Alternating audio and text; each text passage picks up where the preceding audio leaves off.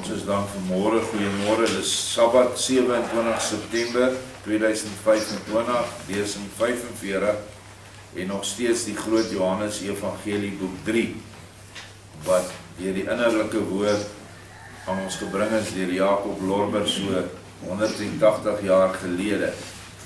Ons het nou die gesprekke gegaan tot gister, die wonderwerk van Raphael wat die Griek en sy dogter se tente van die skip af op die grond opgeslaan, al die goed binne-in op regte plekke en alles. En nou is die man is verskriklik verbaas. En nou begin ons kennis maak met Elena, die dogter van die wyse Griek, hoofstuk 86. En sy is nogal 'n baie belangrike persoon in die volgende heelwat hoofstukke, en sy stel ook iets voor aan die eindtyd. En 'n vrou stel gewoonlik 'n gemeente voor. En Elena sien ek as die gemeente wat nie soos Jara by Yeshua was aan die eindtyd nie, maar wat hom herken en nader kom. En daarom is sy vir my 'n tipe weerspieëling van die verstrooide gemeente wat Yeshua van praat in Sefanja 3, wat hulle in Suid-Afrika by die gemeente dogter van Sion sal voeg. Onthou, 'n vrou is altyd 'n verwysing na die siel, want die siel is ook vroulik.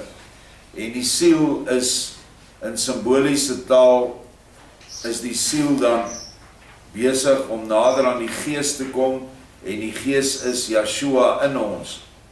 En dit is maar net 'n voortsetting van die profetiese geskrifte, maar miskien op 'n dieper vlak.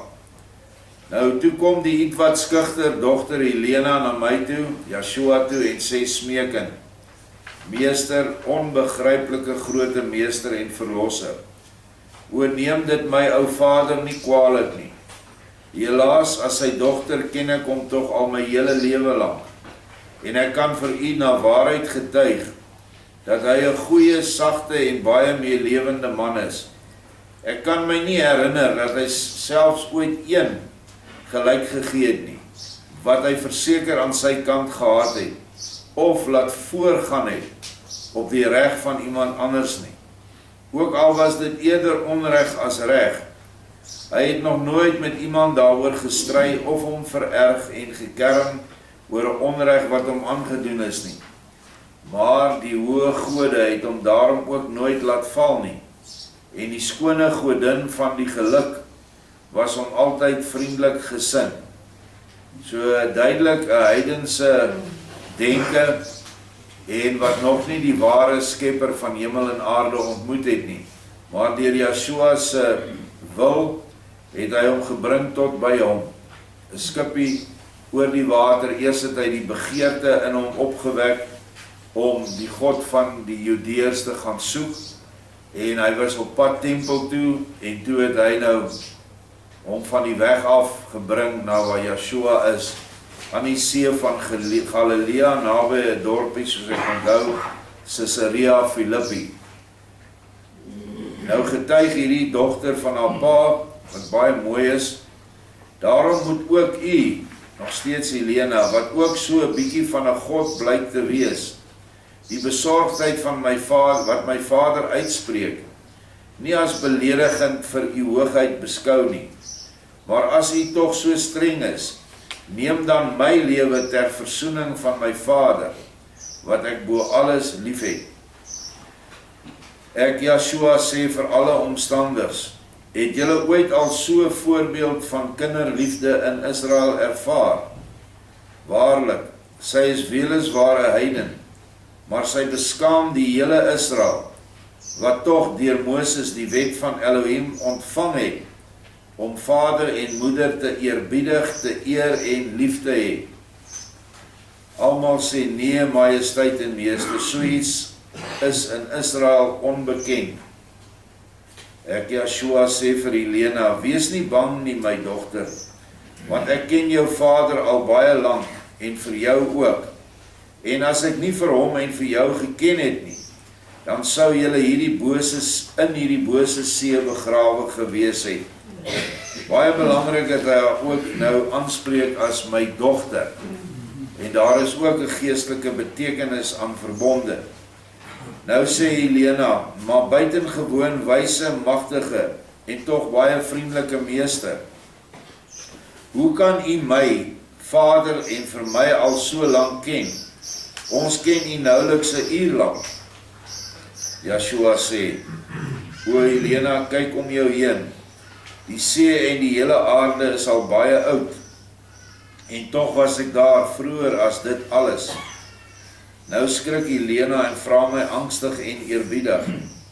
Is u dalk die oppergod Zeus self? Dis natuurlik vanuit hulle Griekse mitologie uit.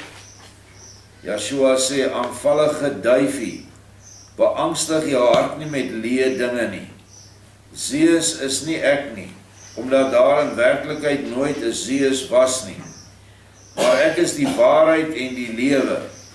Die wat aan my glo, sal die dood in ewigheid nie sien, voel en ken nie. Weet jy nou wie en wat ek is? Weereens 'n aanspreekterm wat ons moet ernstig opneem, die woordjie duifie. Want as jy in die boek van Salomo se Hooglied lees, dan praat hy ook van die gemeente wat na hom toe kom, wat deur 'n vrou voorgestel word as 'n duifie. En die duifie kan altyd verbind word met die Gees, die Heilige Gees of die Troostergees. Want toe Yeshua gedoop is, het hy vir hulle 'n sigbare teken gegee en hulle het die Gees soos 'n duif op hom sien neerdal en op hom gebly. Alhoewel dit net 'n teken was vir sy naaste omstandiges, het die ander dit nie gesien nie. So hier is dieper simboliek hier, en nou gaan ons verder. Nou sê Helena, maar as hy slegs die koue waarheid is, en daaruit die suiwer lewe, hoe is dit dan, dat ek nou soveel liefde vir u in my begin voel? Yeshua spreek alweer aan, duifie, dit sal jou eers op die berg bekend gemaak word. Maar nou gaan ons, want anderste is die son ons nog voor. Weereens sê hy vir haar eers op die berg wat innerlike betekenis, 'n hemelse betekenis het, dat sodra sy op die berg van haar geloof begin stap, vanuit haar heidense toestand en in 'n gelowige toestand begin beland. Want sy voel alreeds die liefde vir hom. En dit is die kort pad met die berg op. Die berg noem ons die innerlike berg Sion, en hy sê daar sal jy nou alles beter verstaan.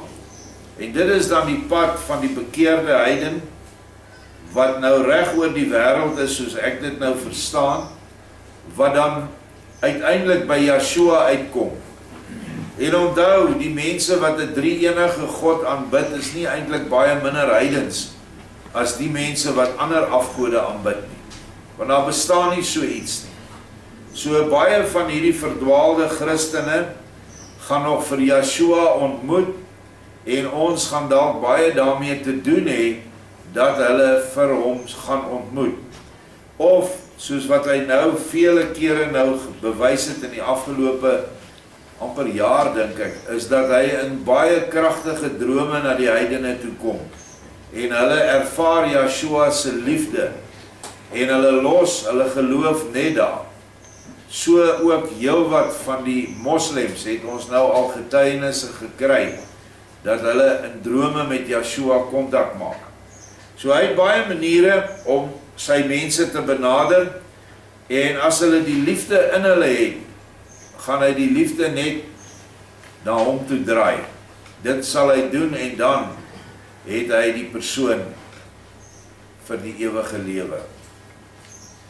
Toe verlaat ons die werklik koninklike tente, nou hulle was besig om te kyk na die tente, en gaan die berg op, wat ons vanweë sy geringe hoogte in 'n kort tydjie bestyg. Toe ons bo kom, merk Sireneus op hoe heerlik en mooi die hele uitgestrekte omgewing daar uitsien, en dat hy so iets pragtigs gewis ure lank sou kon bekyk, sonder om maar enigsins moeg te word.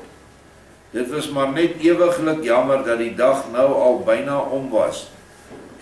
Na 'n rukkie kom Simon Jona na my toe en sê, Meester, nou sou ons u ook ten beste, net soos Joshua, vir die son kon sê, staan stil, son, sodat die kinders hier langer kan geniet van hierdie heerlike aand, en om verheerlik wat dit geskape het.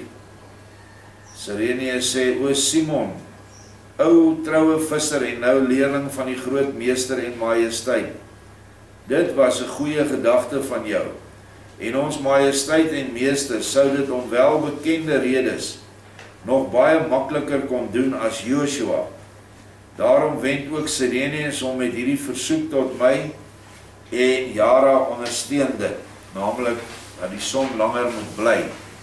Nou hierdie volgende hoofstuk is seker vir ons almal, baie van ons het dit nou al gelees, maar behoort vir almal 'n oog oopmaak te wees oor wat met die hoofstuk van Joshua gebeur het, toe hy met die vyand geveg het en het begin donkerder word, en hy bid dat die son 'n bietjie langer sal stilstaan bo die horison. En toe gebeur dit ook. En so min mense verstaan wat daar gebeur het. Ek het ook nooit verstaan wat daar gebeur het nie, maar ek het geglo dat dit gebeur het omdat die Bybel so sê. En dit was ook 'n punt van ateïste, waar hulle die Bybel verwerp het en sê, hoe kan die son stil staan? Die aarde draai tog om die son, dit beteken is die aarde wat moet stil staan, nie die son nie. En dan gaan alles afvlieg, jy en ek gaan nie eers hier kan wees nie, ons sal losgetrek word van die sentrifugale krag van die aarde as daar nie meer 'n draaiing plaasvind nie. So het ons baie redenasies al gehad. Joshua kom nou en hy verduidelik ons presies wat dit is en is eintlik baie eenvoudig. Maar wat hy ook hierin vir ons sê is dat die aarde 'n bol is en rond is en 'n aantrekkingskrag het. En dit is als dinge wat julle gaan gekonfronteer word daar buite mee, veral die mense van die plat aarde geloof raak al hoe sterker en sterker. Ek sien nou dat baie prominente leiers en weermagmense, veral lugmagmense, al hulle self by die goed aangesluit het, en baie kerke gaan dit ook nog verkondig, maar ons moet vasstaan op wat ons deur Joshua geleer word. As ons die rots los, dan gaan ons ook heeltemal losraak in ons geloof. Hoofstuk 87, die skynson. Maar ek, Joshua, sê, julle is nog baie onervare kinders, en vra vir iets wat beslis nie mag gebeur op die manier soos julle dit voorstel. Want kyk, die son beweeg nie, maar staan altyd stil ten opsigte van die aarde.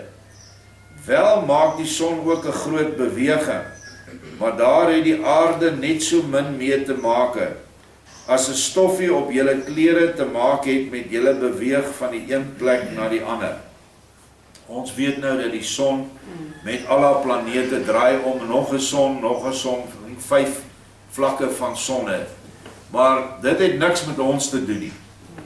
Ons het net te doen met die draaiing om die aarde se as wat vir ons dag en nag gee, en die draaiing van ons aarde om die son wat vir ons die 4 seisoene gee. Dit is wat ons mee te doen het met die son. Dat dit by julle dag en nag word, kom deur die vinnige omwenteling van die aarde om haar eie as. By geleentheid het ek julle tog uitgelê dat die aarde 'n groot bol is, wat van die weste na die ooste draai, en daarom deel na die son toekeer, altyd deel na deel. Op die hele aarde is dit daarom altyd op 'n bepaalde plek môre, op 'n ander plek terselfde tyd middag, en op 'n nog verder na die ooste liggende plek terselfde tyd nog aand, en nog verder na die ooste middernag. En die genoemde 4 punte skuif altyd onophoudelik voorwaarts, sodanig dat dit binne ongeveer 24 uur op elke punt van die aarde 1 keer môre, 1 keer middag, 1 keer aand en 1 keer middernag word. Dit is 'n wetmatigheid wat op gevaar van volledige vernietiging van alles wat daar op die aarde is, vir wat betref die beweging, nooit 'n haarbreedte verander mag word nie. So hy kan dit nie verander nie. So wat het nou gebeur in Joshua se tyd? Ons lees verder. Want sou ek die son nou in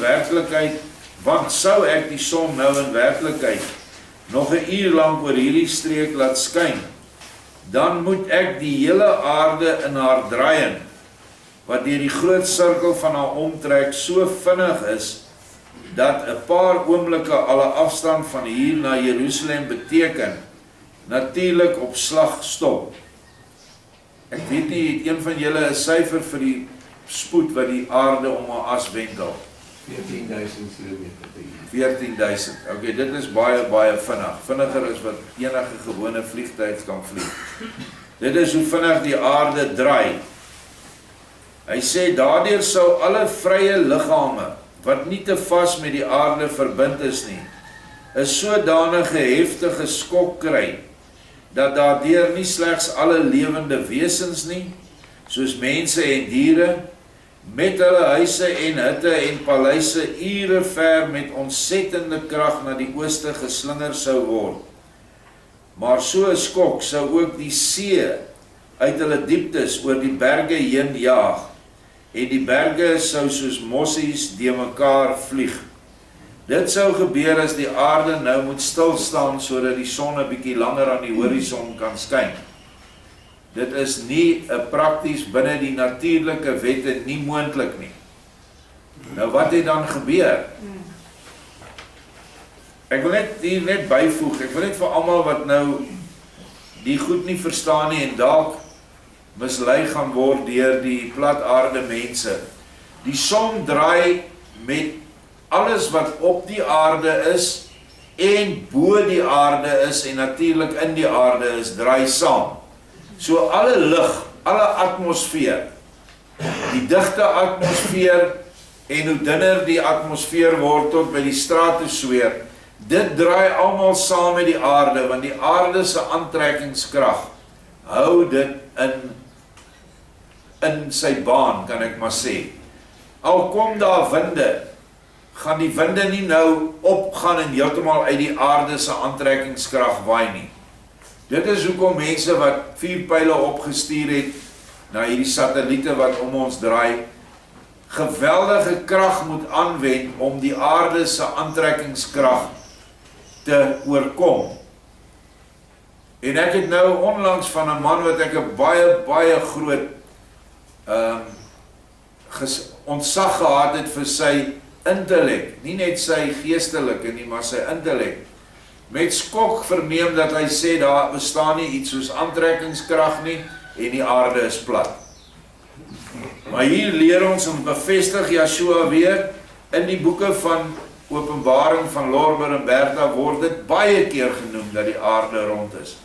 Nou dit is hoe dit werk, alles draai saam. En dit is hoekom daar berge moet wees, hoekom die hele aarde nie plat is nie, want die berge rem die winde, en deur die opgaan van die wind, word die lug wat hy saamvat, wat vog in het, vorm dan reën of haal of sneeu. Alles produkte van 'n draaiende aarde om haar eie as, en 'n draaiende aarde om die son se as. En dan het jy nog die maan daarby wat ook nog draai, wat dan ander effekte het op die natuur. Om hierdie heel natuurlike rede, wat ek julle nou meegedeel het, kan ek ooreenkomstig die waarheid nie op julle versoek ingaan nie. Maar ek kan, soos in die tyd van Joshua, so hy verklaar ons nou die tyd van Joshua, wat seker 3.500 jaar gelede meer as dit plaasgevind het. Ek kan vir julle 'n uur lank 'n skynson plaas, wat net so sal skyn soos die egte natuurlike.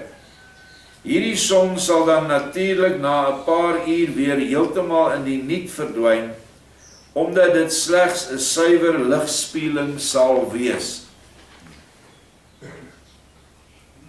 Nou 'n skynson is 'n son wat vir jou lyk asof dit die son is, maar dit is 'n spieelbeeld. Dis 'n refleksie van die ware son wat nou al agter die horison ondergegaan het. En vandag is Satan amper daagliks met ons besig met sulke ligspieelings. Ons sien daar's 'n verhoog, daar speel 'n orkes. Maar dis glad nie hulle nie.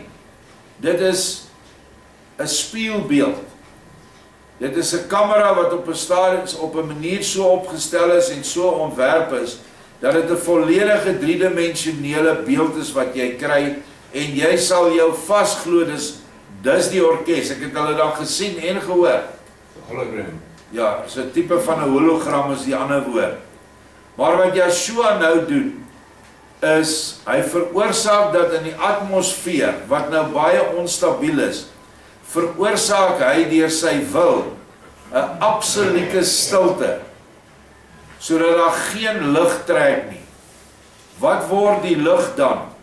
Dit word 'n spieël. En dan word die strale opgevang deur hierdie spieël van die son wat hulle nie meer kan sien nie, want die aarde is mos nou rond. En net die feit dat 'n skynson kan bestaan is 'n bewys dat die aarde rond is. Let dus nou almal goed op. Ja, so is mos waar ons nou by vers 5. As die egte son ondergaan, sal tevens die onegte in die weste opgaan en daarna 2 volle ure bo die horison bly. Maar ook vir die verskyning van hierdie skynson sal geen boaardse, maar heel natuurlike middele aangewend word. Hoewel hierdie deur my innerlike wil daartoe opgewek word en bevestig word deur buitengewone kragte uit die sfere van die hemele. Verstaan julle hierdie uitleg nou so 'n bietjie? Sirenius sê, ek sprekende vir myself verstaan dit volkome, want ek het nog altyd die wonderbare bitterlemoene uit Ostracine. Meester, u verstaan my goed, maar of almal hier aanwesig is, dit sal begryp, lyk vir my twyfelagtig. Nou ja, kom ek beskryf daai verse bietjie, wat het bitterlemoene nou te doen met die son? Toe Yeshua nog 'n baba was, onder 3 jaar, hy het na 3 maande, dink ek, het hy al begin praat, was hy 'n mondstuk vir die gees, alhoewel dit nie sy stembande was wat gepraat het nie, het Vader se gees deur hom gespreek. En op 'n stadium wou hulle vra hulle toe, hoe werk die son en die aarde en die al die goed wat hulle nou sien.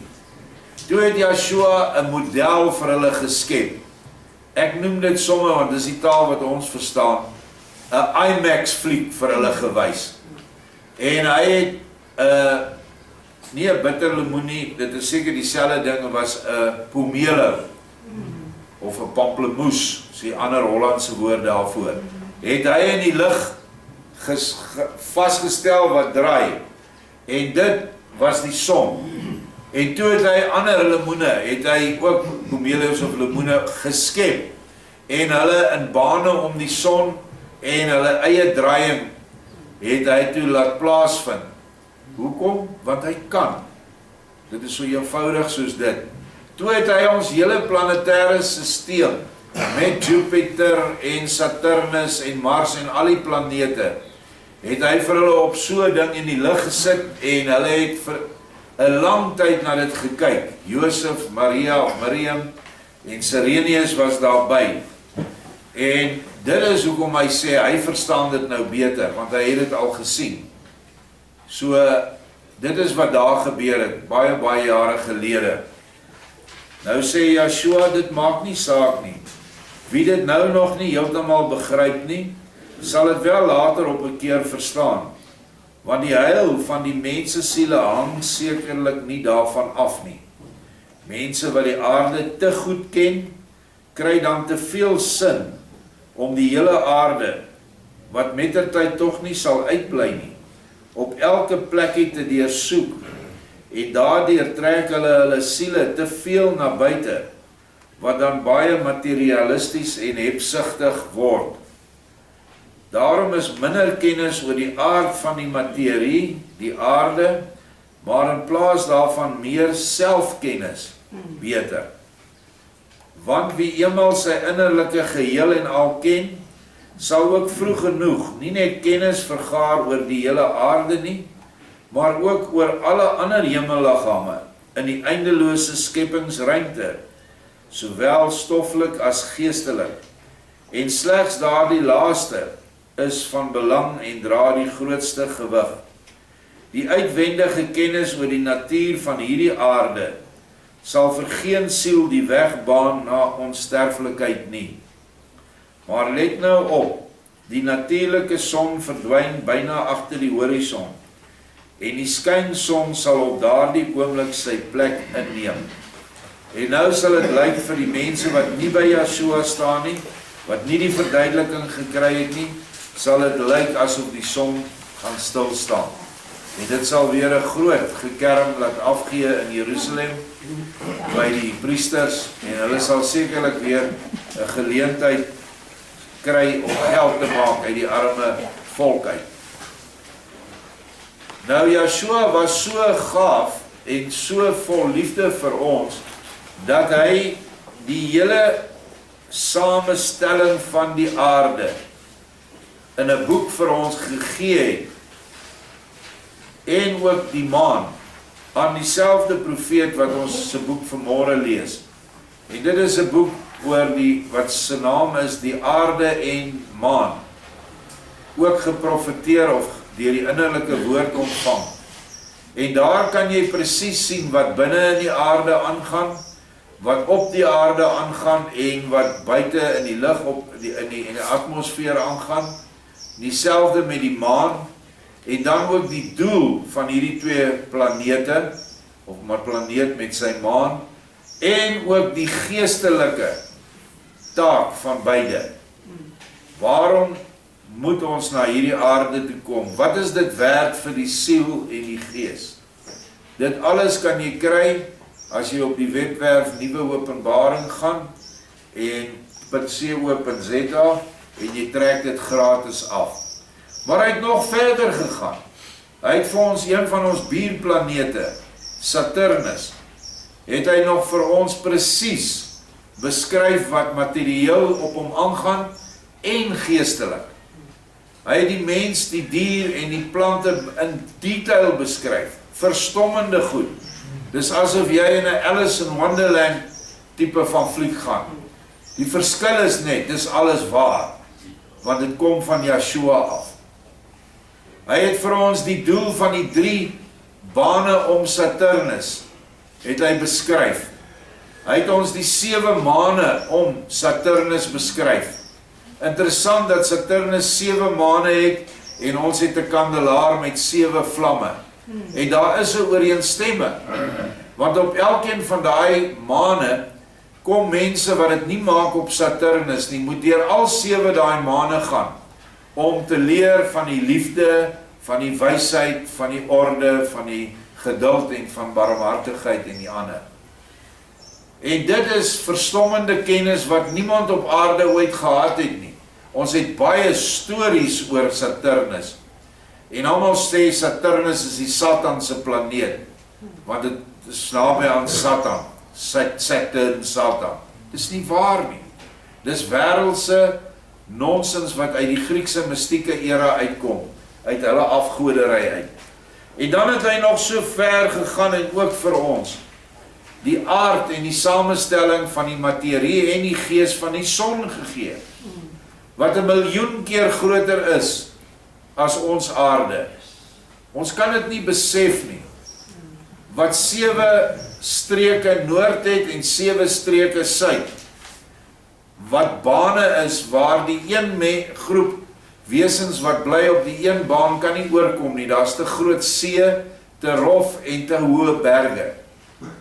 Maar dat alle planete in hierdie son se rykwyte waar die son op skyn, elke baan is 'n plek vir mense wat sterf op daai planeet, en dan kom hulle geeste kom na die son toe. Dis nog nie die hemele nie. Dis 'n tipe tussenhemele. En dit is waar mense moet ryp word. Ons het nou mense wat hulle nou so vererg het vir Biskop Martin se verhaal, en hy sê, hierdie goed kan nie gebeur nie, hierdie mense moet almal in die hel bly. Dit is juis Vader se groot genade vir mense wat mislei is, en mense wat nooit die toegang gehad het tot sy openbarings nie. Waar hy dit dan vir hulle in die hiernamaals gee, mits die mens daarom die liefde in hom gehad het. Want dit is die norm. Nou, ons is geleer op skool, nou in elk geval ek, is dat die son een groot brandende bal is, die hele ding brand. Net soos wat ek julle nou van 'n skynson verduidelik het, is die atmosfeer van die son, wat heelwat buitekant die son se oppervlak is, ek weet nie hoe ver nie, ek dink in die boek sê hy dit, is daar 'n groot hemelse spieël van materiële dinge geskep wat ons sekerlik nie verstaan nie. Maar dink aan 'n groot waterspieël koepel om die son.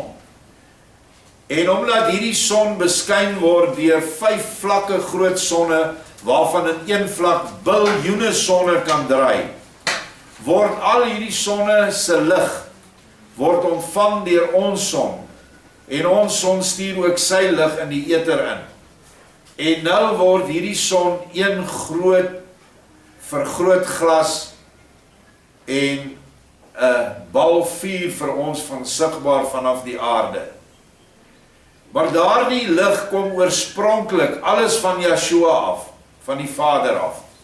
En daardie lig wat die son nou na ons toe straal, het al die lewende gees en krag en al die ander dinge wat ons nie eens van weet nie, om alles te laat groei.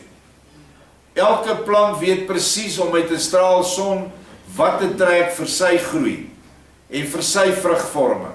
Elke dier weet wat. Hulle hoef dit nie te weet nie, hulle neem dit net op.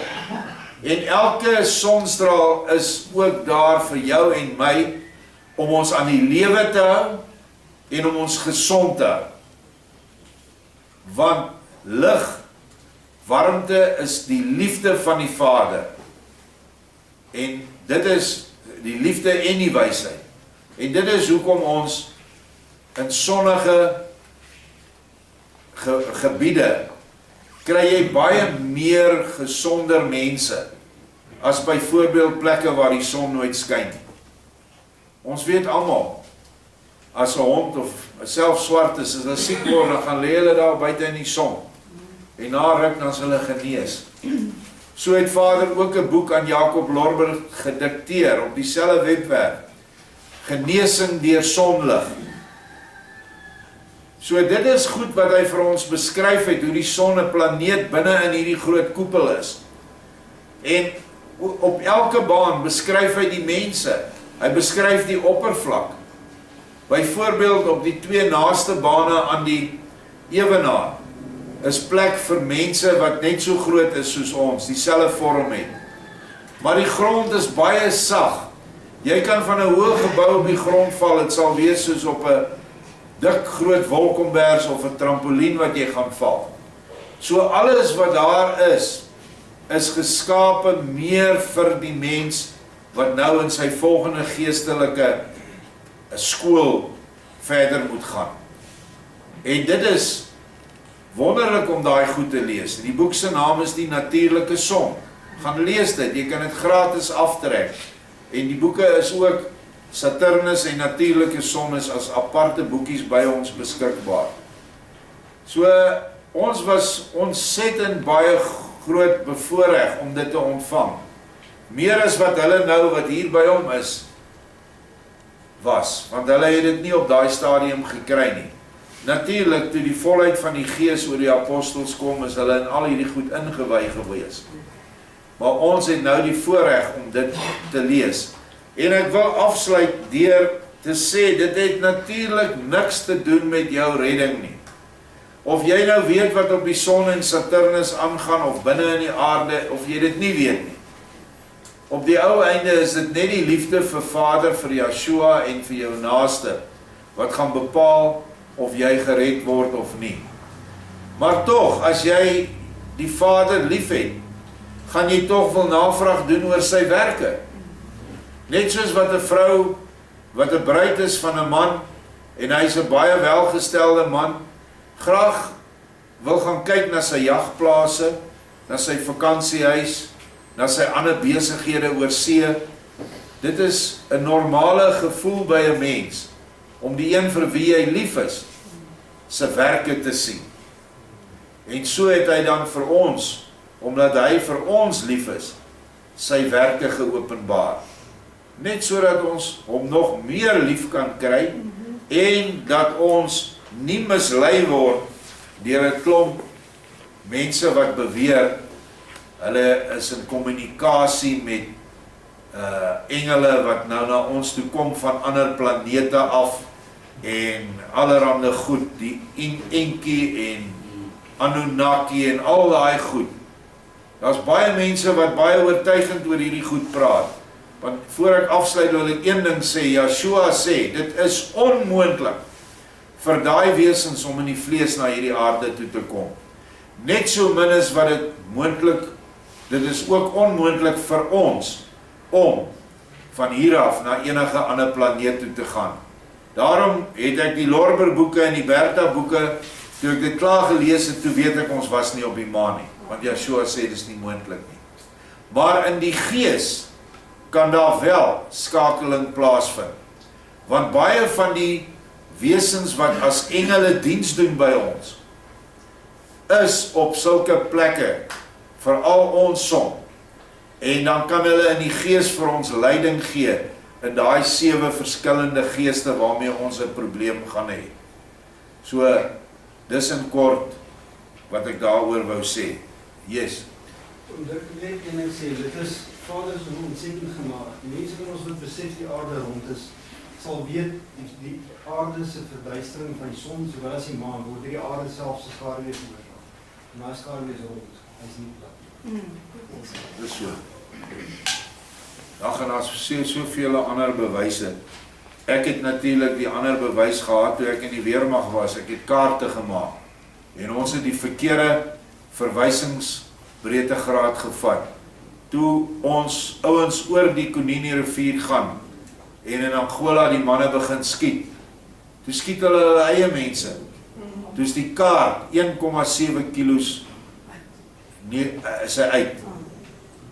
Omdat hulle nie die ronding van die aarde in ag geneem het nie. Die klomp PF's het nie geweet hoe om dit te doen nie. Ons moes toe, ek was toe al klaar gestudeer, ons moes hulle kom wys. En toe het ons die kaarte almal oorgedoen en reggestel. Toe is hulle weer reg. Ons het nie onthou hierdie GPS masjiene gehad en so aan nie. Ons moes op 'n manier moes die ou sien, hier's nou 'n brug oor 'n rivier, dan gaan merk hy hom, dan gaan die rekkies in. Dan gaan hulle op daai punt in die middel van die nag, dan neem hulle sterre waar met 'n theodoliet. Dan kry hulle waarnemings, dan bring hulle daai papiere uit en dan word dit so uitgewerk. En as jy op 'n kaart sê so 10 of 20 plekke het, dan kan jy al 'n redelike groot akkurate fondament vorm vir jou fotos wat die vliegtye neem. En daar het ek gesien, maar die aarde is rond. As mense dood, omdat hulle dit nie in ag geneem het nie. Maar nou ja, ons luister na Yeshua, is vir my 'n wonderlike verduideliking wat hy hier vir ons gegee het. Baie dankie.